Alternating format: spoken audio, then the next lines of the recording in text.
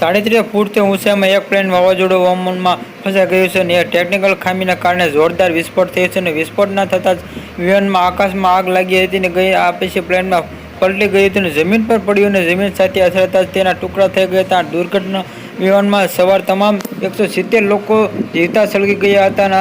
આ દુર્ઘટનામાં 18 વર્ષ પહેલા 22 ઓગસ્ટ 2006ના રોજ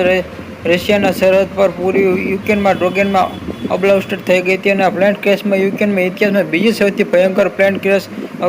ગણવામાં આવી રહી છે કે 1979માં યુક્રેનમાં આકાશમાં 2 વિમાન ઉડતા હતા. આ 2006માં થયેલી પ્લેન ક્રેશમાં સંબંધિત ઇતિહાસ વચ્ચેના અકસ્માત પગલે આ દેશોમાં રાષ્ટ્રીય શોક મનાયો છે. મીડિયા રિપોર્ટમાં અનુસાર પલકોમાં આવેલી આ એન્ટરપ્રાઇઝમાં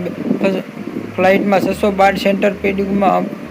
અનપાઈ એરપોર્ટ પુલાકમાં 49 વર્ષીય યુવાનમાં આ કોરોડી ફર્સ્ટ ઓફિસ 59 વર્ષીય વ્લાદિમીર 23 વર્ષની આનંદી અને નિકોલિયમ કડાયેલ 36 વર્ષની હિંગોરીમાં લેસ્વેમાં 160 મુસાફરો 10 ક્રૂ મેમ્બર હતા અને 45 મુસાફરો 12 વર્ષથી ઓછી ઉંમરના બાળકોના હતા અને 8 મુસાફરો ઉંમરના 60 વર્ષથી વધુ અને 92 વર્ષથી ઉપરના મુસાફરો હતા અને આ યુક્રેનમાં દુર્ઘટનામાં મારીમાં ગયેલા આ લોકોના માટે બુધવારે 23 ઓગસ્ટના રોજ અકસ્માત બીજા દિવસે રાષ્ટ્રીય દિવસમાં 26 ઓગસ્ટ દરમિયાન 15માં આ સ્વતંત્ર દિવસમાં ઉજવવાનો રહેશે અને 24 ઓગસ્ટમાં દરમિયાનમાં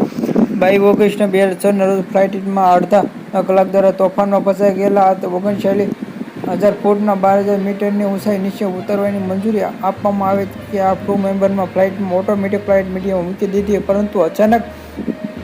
ચેતવણીનું અલાર્મ વાગતા લાગ્યું કે આ ફ્લાઇટ એડીસીટી રડારનું ગાયબ થઈ ગયું અને ફ્લાઇટમાં વમન ફસાઈ ગયું હતું જેના કારણે એર ફ્રાઇટ 2 એન્જિન બળી ગયા હતા. Subscribe my channel.